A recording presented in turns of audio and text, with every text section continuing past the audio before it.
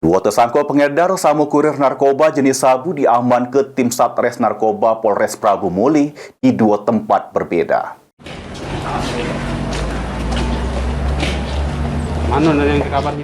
Anggota Satres Narkoba Polres Prabu Muli berhasil mengaman ke pengedar sabu kurir narkoba jenis sabu. Kapolres Prabu Muli AKBP Endro Aribowo ngatoke, tertangkapnya kedua tersangka berawal adanya informasi dari warga, kemudian ditindaklanjuti dengan penyelidikan sehingga menangkap kedua tersangka. Untuk tersangka berinisial RM berhasil diamankan di rumahnya di wilayah Kelurahan Sukajadi, sementara untuk tersangka berinisial EG yang merupakan kurir narkoba berhasil diamankan pas ngantar ke barang dari Palembang di sebuah rumah di Kelurahan Cambai, Kota Prabu Muli. Dari tangan kedua tersangka, petugas mengamankan 5 paket narkoba jenis sabu dengan berat bruto 1,25 gram, serta 2 paket besar sabu dengan berat bruto 202,5 gram. Kedua tersangka ini merupakan residivis dengan kasus yang sama.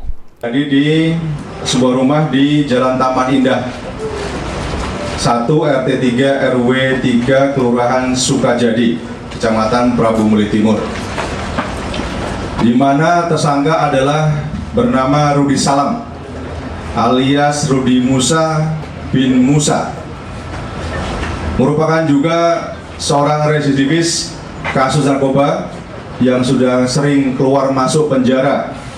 Sebuah rumah di Jalan X Stasiun RT 0504 RW 04 Kelurahan Cambai, Kecamatan Cambai, Kota Prabu Muli telah dilakukan upaya penegakan hukum mengamankan seorang tersangka bernama Ferdiansah alias Egi bin Sabrudin.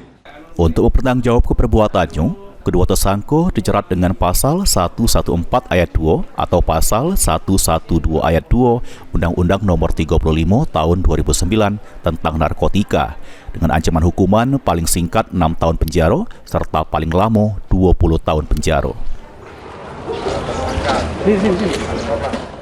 Anggi Perkasa, PAL TV.